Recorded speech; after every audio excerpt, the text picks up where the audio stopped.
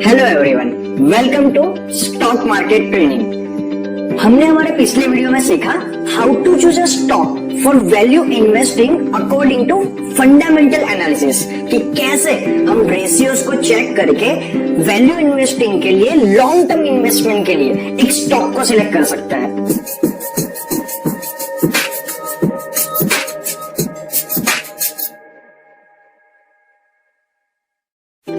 Our today's topic is technical analysis, financial markets. From this video onwards, we are going to learn technical analysis. कैसे हम charts को देख के, pattern को समझ के ये डिसाइड कर सकते हैं कि स्टॉक की वैल्यू अप जाने वाली है या डाउन जाने वाली है। In which we will cover categories of financial market, different segments, how to do trading.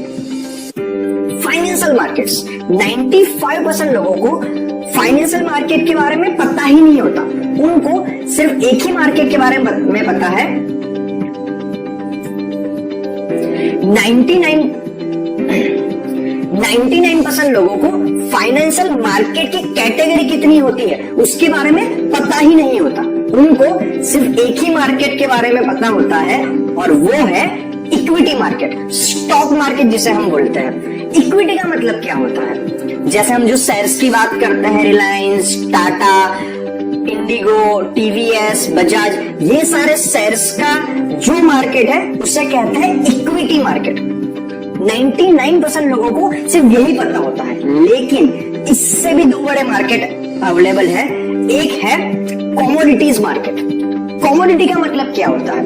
Gold, nickel, copper, iron, aluminium, crude oil, natural gases, इन सब में भी ट्रेडिंग होता है, उसे कहते हैं कमोडिटी मार्केट।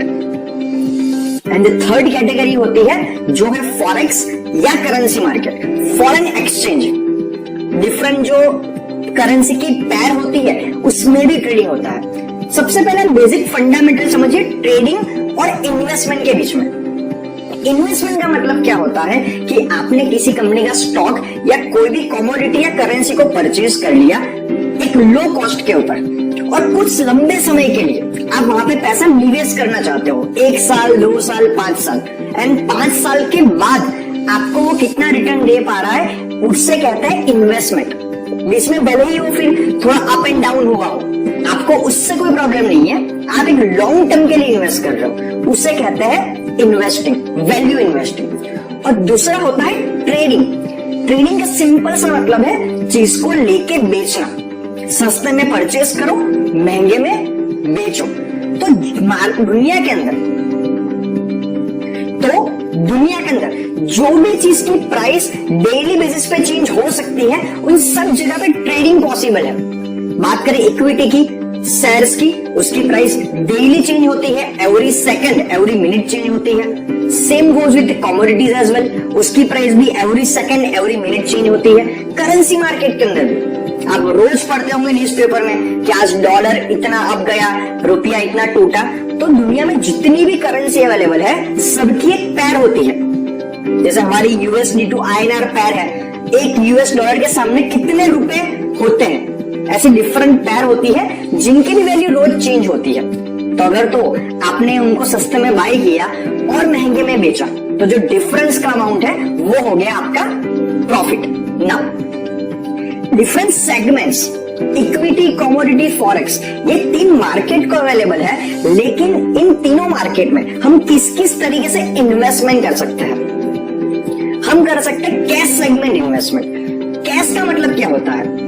आपने किसी कंपनी के शेयर्स लिए, अभी हम एक इक्विटी का एग्जांपल लेके चलते हैं। आपने किसी कंपनी के शेयर्स लिए, सामने पैसा दिया, उसे कहते हैं कैश सेगमेंट, जिसमें 2 तरीके अवेलेबल है। एक कहता है डिलीवरी। डिलीवरी क्या होता है?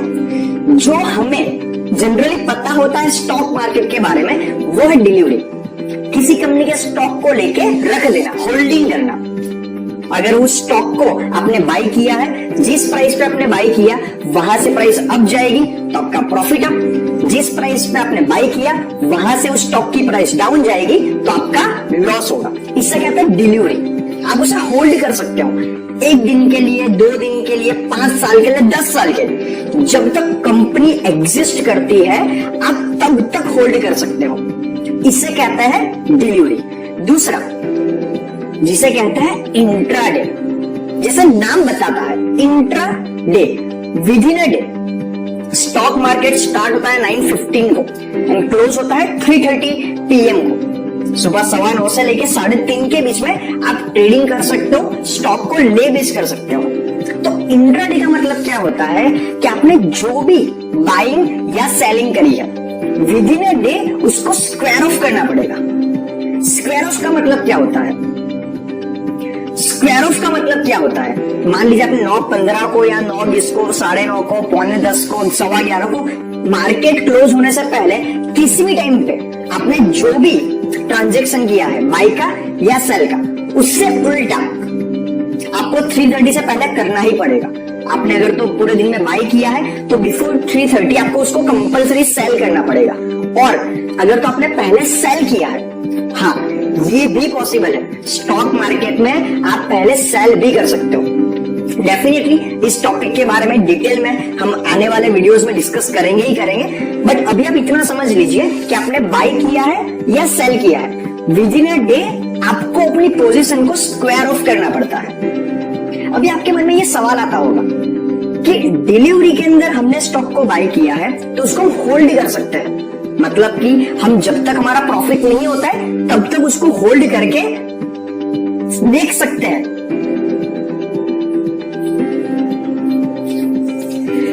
अभी आपके मन में सवाल आता होगा कि डिलीवरी के अंदर हम स्टॉक को बाई करके होल्ड कर सकते हैं। एग्जांपल के तौर पे आपने रिलायंस के शेयर को बाई किया, आपने जिस प्राइस पे बाई किया, आपके बाई करने के बाद उसकी वैल्यू डाउन हो गई तो आप उसको होल्ड करके रखोगे 2-3 दिन, 4 दिन, महीना।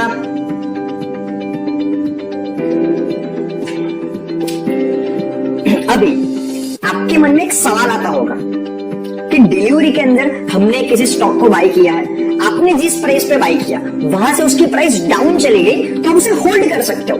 आपके लिए उस स्टॉक को बेचना कंपलसरी नहीं है लॉस के अंदर।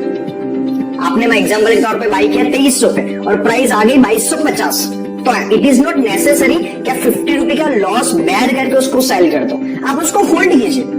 उसकी प्राइस जब 2300 वापस आ जाए या तो 2350 आ जाए तो आप प्रॉफिट में उसे बेच सकते हो। आपको उसके लिए भले ही 1 दिन वेट करना पड़े, 1 महीना या फिर 1 साल, आपकी मर्जी है। लेकिन इंट्राडे के अंदर एग्जाम्पल के तौर पे आपने दोपहर को 12 बजे रिलायंस का स्टॉक बाय किया 2300 रुपए का और 3:30 से पहले उसकी वैल्यू डाउन होके आ गई 2280, तो आपको कंपलसरी 2280, भले ही आपको एक स्टॉक के ऊपर 20 रुपए का लॉस हो रहा है लेकिन आपको सेल करना ही पड़ेगा। तो लोग इंट्राडे क्यों करते हैं? ये तो बेवकूफी होगी, क्योंकि डिलीवरी के अंदर आपके पास एक चॉइस है कि आप जब तक ना चाहो तब तक आप उसे स्क्वायर ऑफ नहीं करोगे, सेल नहीं करोगे। लेकिन इंट्राडे के अंदर आपके पास एक कंपल्सन है कि आपको 3:30 से पहले कंपल्सरी स्क्वायर ऑफ करना ही पड़ेगा। तो फिर लोग इंट्राडे क्यों करते हैं? उसका रीजन हम नेक्स्ट कुछ समय में समझेंगे। उसका एक सिंपल सा रीजन है कि लोग, उसका रीजन हम कुछ ही मिनट में समझेंगे, आपको सिर्फ उसका अभी एक झलक दे देता हूं। लोग इंट्राडे इसलिए करते हैं क्योंकि उनको उसमें मार्जिन मिलता है। अभी मार्जिन का मतलब क्या होता है मैं आपको प्रैक्टिकली कुछ ही समय में समझाता हूं। तो कैश सेगमेंट में ये 2 चीजें आती है, डिलीवरी एंड इंट्राडे। उसके अलावा और भी 2 चीजें आती है,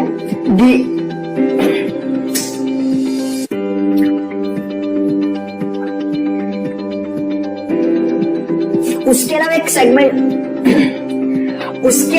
एक सेगमेंट होता है जिसे कहता है डेरिवेटिव्स। डेरिवेटिव्स का मतलब क्या होता है? जो ओरिजिनल प्राइस नहीं है बट ओरिजिनल प्राइस, उसके अलावा भी और एक सेगमेंट आता है जिसे कहता है डेरिवेटिव्स। डेरिवेटिव्स का मतलब क्या होता है? जो ओरिजिनल प्राइस से डिराइव होके रखा हुआ है उससे कहता है डेरिवेटिव्स। उसमें 2 चीजें आती हैं, future contract and option contract, FNO जिसे हम बोलते हैं, फ्यूचर एंड ऑप्शन। अबे ये 2 चीज क्या होता है? फ्यूचर का मतलब क्या होता है?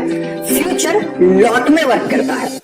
उसे आप एक शेयर की तरह ही समझ सकते हो, थोड़ा उससे डिफरेंट होता है। डेफिनेटली फ्यूचर का हम जब डिटेल में टॉपिक डिस्कस करेंगे तब आपको मैं डिटेल में समझा दूंगा, लेकिन फ्यूचर एक शेयर जैसा ही होता है, लेकिन एक लॉट में होता है। आप 1-2 शेयर बाय नहीं कर सकते हो, आपको लॉट में 250 या 500 शेयर बाय करने पड़ता है, वो हो गया फ्यूचर। एंड ऑप्शन, ऑप्शन एक डिफरेंट सेगमेंट है जहां पे आप प्राइस को गैस करते हो कि इतने समय बाद इस स्टॉक की प्राइस यहां तक पहुंचेगी या नहीं पहुंचेगी। तो फ्यूचर एंड ऑप्शन दोनों को डिटेल में जब हम उसका टॉपिक कवर करेंगे तब डिस्कस करेंगे। Now how to do trading. Trading का मतलब क्या होता है? लेना और बेचना। जैसे मैं आपको ऑलरेडी बता चुका हूं कि अगर तो आपको लग रहा है कि आप जिस पोजीशन पे मार्केट को ऑब्जर्व कर रहे हो वहां से स्टॉक की प्राइस डाउन जाने वाली है, after up trend market up movement दे चुका है और वहां से आपको लग रहा है कि अभी डाउन आएगा, तो आप पहले हाई प्राइस पे उसे सेल कर सकते हो, सेल हाई, एंड जब प्राइस डाउन आ जाए तब आप लो प्राइस पे उसको बाय कर सकते हो। ये सारे टॉपिक्स मे बी आपके लिए थोड़े कंफ्यूजिंग हो सकते हैं कि हाई प्राइस पे हम सेल पहले कैसे करें फिर बाय कैसे करें। With in the end of the session आप पूरा चीजें समझ जाओगे कि मेरा कहने का मतलब क्या है।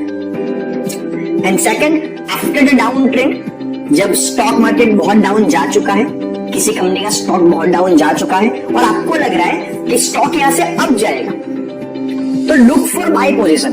आप बाय लो, सस्ते में बाय करो, सेल हाई, महंगे में उसको बेचो। तो जो एक बिजनेस का सिंपल फंडामेंटल रूल होता है कि किसी भी चीज को सस्ते में परचेस करना और महंगे में बेचना, वही रूल स्टॉक मार्केट में भी एप्लीकेबल होता है। चलिए इस चीज को हम थोड़ा प्रैक्टिकली समझते हैं। यहां पर मैंने जीरोधा का मेरा अकाउंट ओपन करके रखा हुआ है। जीरोधा एक ब्रोकिंग फर्म है, एक स्टॉक मार्केट और एक ट्रेडर के बीच में एक फर्म होता है जिसे कहते हैं ब्रोकर। जो मैंने यहाँ पे केस में जीरोधा है, बहुत सारे ब्रोकर अवेलेबल है, Upstox, Motilal Oswal, angel broking, but Zerodha मैं उसे यूज करता हूं बिकॉज मुझे पर्सनली जीरोधा सस्ता लगता है एंड कन्वीनियंट लगता है। बाकी चॉइस आपकी है, आप जो भी ब्रोकिंग फर्म में अपना अकाउंट ओपन करना चाहते हो डीमैट, आप वहां पे ओपन करवा सकते हो। यहां पर अगर मैं सर्च करूंगा रिलायंस, जो मैं बात कर रहा था रिलायंस के शेयर्स की, तो आपको यहाँ पे NSE जो है नेशनल स्टॉक एक्सचेंज रिलायंस का, उसकी प्राइस भी दिख जाएगी एंड BSE के ऊपर उसकी प्राइस कितनी है वो भी दिख जाएगी। अगर मैं दोनों को यहाँ पे ऐड कर दूंगा तो आपको दिखेगा कि दोनों पे उसकी प्राइस ऑलमोस्ट सिमिलर चल रही है। BSE के ऊपर है 2029.00 और NSE के ऊपर है 2029.15, ऑलमोस्ट सिमिलर प्राइस है। तो ये जो मैंने आपको दिखाया इसे कहते हैं इक्विटी शेयर्स। अगर तो मैं यहाँ पे जाके इसको बाय करूंगा तो देखो मुझे रिलायंस का एक शेयर लॉन्ग टर्म के लिए मिलेगा 2029 रुपए के अंदर, जो उसकी करंटली प्राइस चल रही है। अगर मैं बाय करूंगा तो मेरे डीमैट का, अगर तो मैं बाय करूंगा तो मेरे डीमैट अकाउंट के अंदर ये शेयर चला जाएगा। ये हो गया इक्विटी। अभी इक्विटी के अंदर मैंने बात करी आपसे डिलीवरी की, अभी उसके अंदर एक टॉपिक आता था इंट्राडे। देखो यहाँ पे अगर मैं क्लिक करूंगा इंट्राडे के ऊपर, तो आपको यहाँ पे एक बहुत अमेजिंग चीज दिखेगी कि जब मैंने long term CNC cash and carry, अगर मुझे लॉन्ग टर्म के लिए इन्वेस्ट करना है, मैं होल्डिंग करना चाहता हूं, तो एक स्टॉक मुझे मिल रहा है 2029 रुपए के अंदर। लेकिन अगर मैं यहाँ पे इंट्राडे, जहां पे लिखा है margin intraday square of MIS requires lower margin has to be exited before market close, और मार्केट क्लोज होता है 3:30 को। अगर मैं इंट्राडे में उसको बाय करना चाहता हूं तो जिस स्टॉक की मार्केट वैल्यू 2029 रुपए है वो मुझे मिल रहा है सिर्फ 207 रुपए के आसपास के अंदर। मतलब मुझे 10 गुनी प्राइस की चीज इतने कम में मिल पा रही है। इसे कहते हैं मार्जिन। यहां पे क्या करते हैं ब्रोकरेज, जो आपका ब्रोकिंग फर्म है वो आपको एक लेवरेज देता है, वो आपको एक मार्जिन अमाउंट देता है कि भले ही आपके पास अकाउंट में 200 रुपए पड़े हो, 207 बी स्पेसिफिक, तो आप रिलायंस का एक स्टॉक बाय कर सकते हो जिसकी वैल्यू है 2029 रुपए, मतलब 10 टाइम्स के आसपास मार्जिन होगा। तो इसीलिए हमें कम पैसों में ज्यादा क्वांटिटी बाय करने को मिलती है, इसी रीजन से लोग इंट्राडे करता है। जब हम इंट्राडे को डिटेल में डिस्कस करेंगे तो इसके प्रोज एंड कॉन्स तब मैं आपसे डिस्कस करूंगा।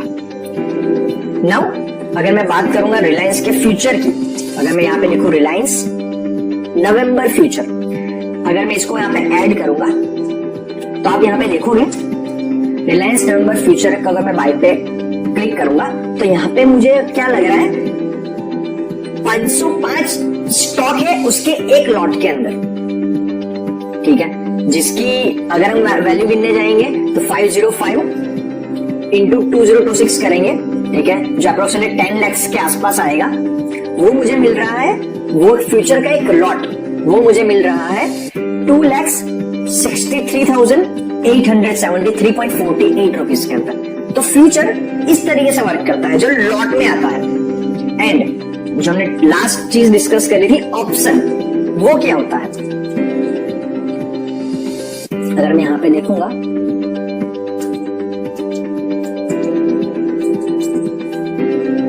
अगर मैं इस पर क्लिक करूंगा तो रिलायंस नवंबर 2300 CE अगर मैं यहां पे बाय करूंगा तो ये रिलायंस के 2300 की स्ट्राइक प्राइस का कॉल ऑप्शन है और मैं अगर उसको बाय करने का सोच रहा हूं, ठीक है, तो मुझे 505 और जिसकी वैल्यू है 8.75 वो मुझे अप्रोक्सीमेटली मिलेगा 4,418.75 के अंदर।